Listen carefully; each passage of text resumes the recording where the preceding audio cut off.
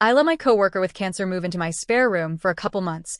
She stayed almost a year, avoided every conversation about moving out, and I finally snapped and evicted her right before the holidays. When I, 28 female, worked at my last job, I had a coworker named Savannah, 50s female. At first, we were just casual work acquaintances, chatting during breaks, covering small tasks for each other, and occasionally venting about the usual workplace annoyances. Over time, though, we started talking more regularly, and a friendship developed. Savannah was always very kind to me. She'd ask how I was doing, remember small details about things I mentioned, and sometimes bring little snacks to share. She had a warm personality and was easy to talk to. After a few months of knowing each other, she started opening up more about her personal life. That's when I realized she was going through a really difficult time. She told me that her relationship with her mother had always been complicated and strained. Apparently, it was bad enough that all of Savannah's kids were no contact with their grandmother. Despite that history, Savannah had moved in with her mom because her mom needed help and Savannah felt responsible for taking care of her. Unfortunately, the situation didn't work out the way Savannah had hoped. Not long after she moved in with her mother, things apparently got worse between them. Her mom decided she wanted Savannah out of the house. Around that same time, Savannah was diagnosed with cancer. I know that combination of events might sound unbelievable to some people, like something someone would make up to gain sympathy. But I personally saw proof of everything she told me. She showed me the court paperwork about the eviction and the medical documentation about her diagnosis. It was all very real. Her mom eventually took her to court to evict her, and she succeeded.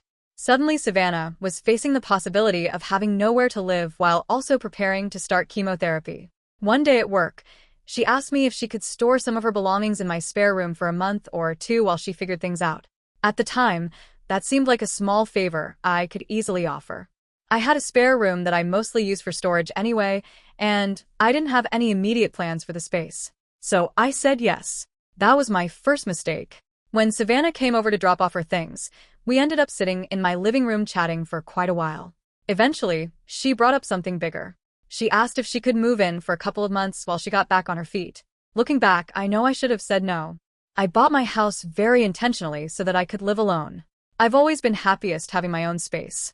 I like quiet environments, predictable routines, and having full control over how my home is organized. I never had any desire to have a roommate. I don't know if it's relevant, but I'm also autistic. Because of that, I tend to do things in very particular ways and have systems for how I organize my space and daily routines. Unexpected changes or disruptions to that environment can be really stressful for me. Living with someone else, especially someone I hadn't known very long, was honestly not a great situation for me.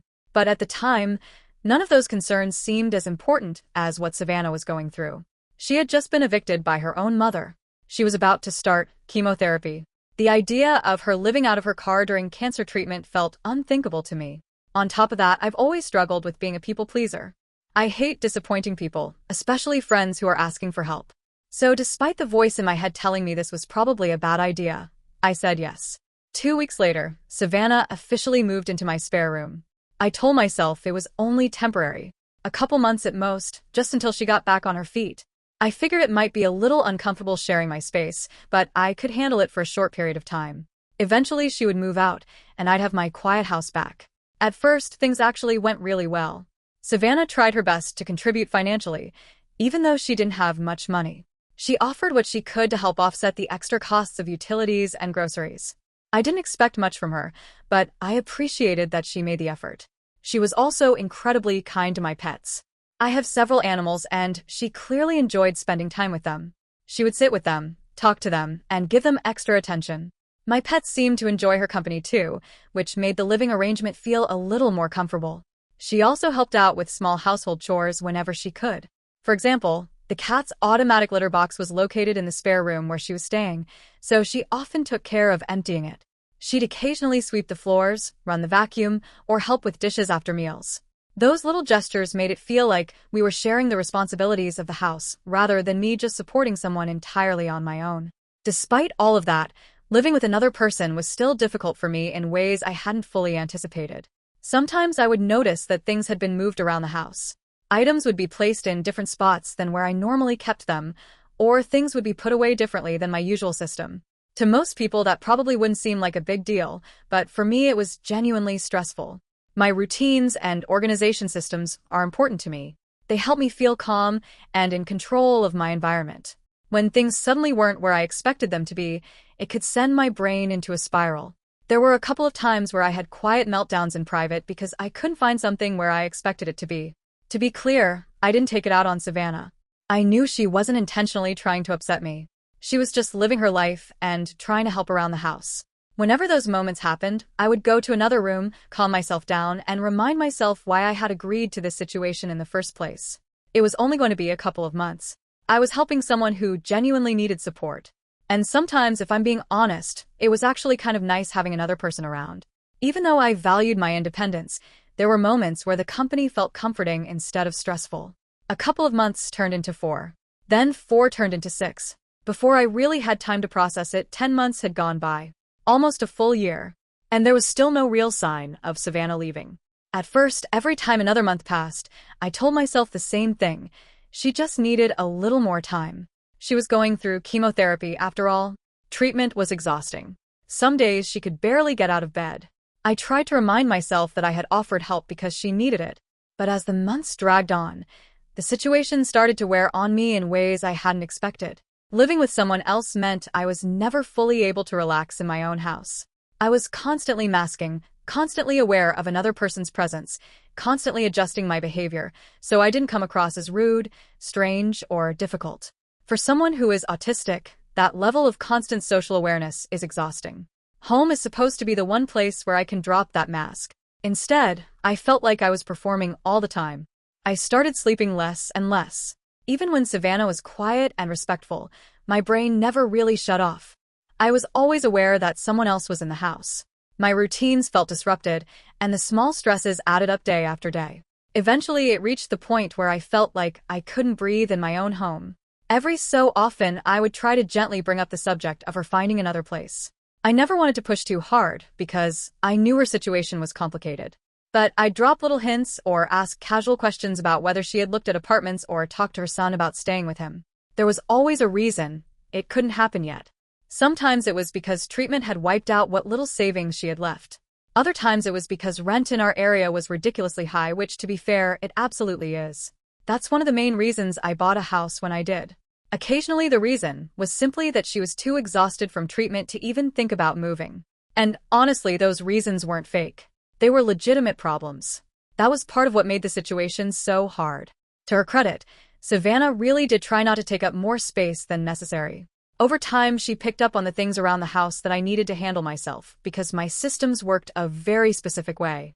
She stopped touching certain things or rearranging items that had previously caused me stress. When I was burnt out or overwhelmed, she would quietly pick up the slack with chores without me asking. She even started avoiding the communal areas of the house when I was using them, giving me space even though she absolutely didn't have to do that. She was trying. But that didn't change the fact that I felt like I was slowly suffocating. By the time Thanksgiving was approaching, I felt like I was crawling out of my own skin. I knew I couldn't keep living like that indefinitely, so I decided it was time to have a real conversation with her. Not hints, not casual suggestions, an actual discussion about what the plan was. One evening I approached her and asked if we could sit down and set a date to figure out when she would be moving out. I was careful about how I worded it. I didn't demand that she leave immediately. I didn't give her some strict deadline. Honestly, I didn't even care when the move-out date actually was. I just needed there to be an end point. If I knew there was a plan and a timeline, even if it was months away, I felt like I could handle it. I just needed to know that the situation wasn't permanent. Savannah agreed that we should talk about it. She suggested we have the conversation on Thanksgiving morning before I left to go to my parents' house for dinner. So Thanksgiving arrived. And that morning she avoided me. Every time I entered a room, she seemed to find a reason to be somewhere else. If I walked into the kitchen, she'd suddenly have something to do in her room. If I went into the living room, she'd disappear into the bathroom. It went on like that all morning. Eventually, it reached the point where I had no choice but to leave for my parents' house, or I would be late. For the record, my family does Thanksgiving dinner at 1 in the afternoon, which I still think is ridiculous because that is objectively lunchtime, but that's beside the point. I left the house feeling frustrated and disappointed. Once I arrived at my parents' place, I sent Savannah a text. I kept it calm and straightforward. I told her I was disappointed we hadn't had the chance to talk before I left, but that it was really important for us to sit down soon and set a date for her moving out. Then I put my phone away. I tried to focus on being present with my family and enjoying Thanksgiving dinner with them instead of thinking about the situation back at my house. When I finally checked my phone again that evening, I saw that Savannah had replied to my message. Her response immediately made my stomach twist. It felt passive-aggressive, even if maybe that wasn't her intention. She said she was doing the best she could, and if I wanted her out, then I should just set a date. I stared at the message for a while before replying. I told her I was trying to be as flexible as possible. I explained again that I didn't actually care when she moved out. I just needed an end date. I said we could work together on a timeline that made sense for her situation. I really was trying to be reasonable, but over the next couple of days, something strange happened. I kept trying to message her to continue the conversation and figure out a plan, but I wasn't getting any responses. At first I assumed she was busy, or maybe just tired from treatment. Then I noticed that my messages weren't going through the way they normally did.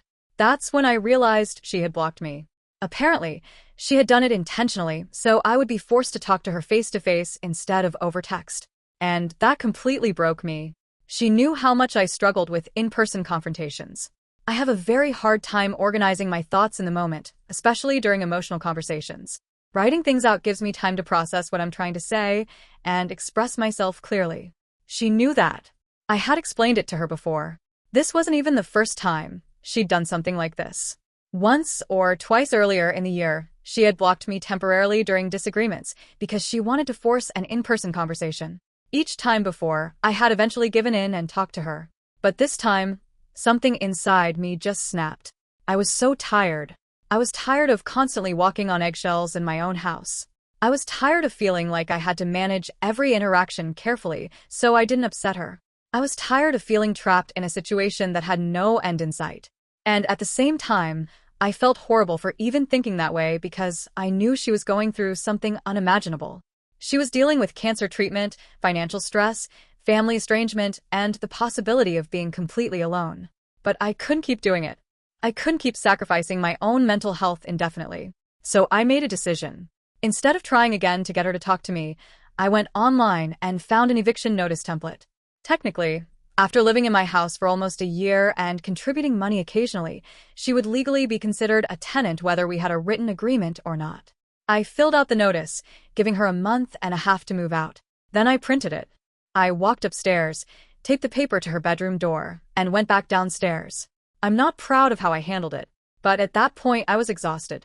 I didn't have the energy to fight for another conversation, especially one she was trying to force me into on her terms. I also didn't want to give her the satisfaction of pushing me into a face-to-face confrontation that she knew was extremely difficult for me. I had tried to handle it gently for months. I had tried to communicate. And somewhere in the back of my mind, I had started to wonder if maybe, just maybe, she was taking advantage of my kindness. After I posted the notice, I expected things to explode. I assumed she would come downstairs furious. I imagined yelling, accusations, arguments, maybe even tears. I prepared myself for some kind of confrontation. But it never happened. In fact, I never saw her again. About 3 weeks later, while I was at work one day, she packed up all of her belongings and left. I don't know where she went. She didn't say goodbye. She didn't leave a note. She was just gone. The strangest part is that I didn't even realize it right away. By that point, I had been avoiding the entire second floor of my house as much as possible. I stayed downstairs, kept to my routines, and tried not to think about the tension hanging over everything. It took me a day or two to realize that the house had become completely quiet. No footsteps upstairs. No sounds of doors opening or closing. When I finally went up to check, her room was empty. So that was the end of it. And now I'm left sitting with the reality of what happened. Yes, she stayed far longer than we originally agreed. Yes, I had asked repeatedly to talk about an exit plan. But at the end of the day, I still kicked out a woman who was fighting cancer. In the middle of winter, right around the holidays. Even now, thinking about it makes my stomach sink. I still feel terrible about it. Truly, deeply terrible.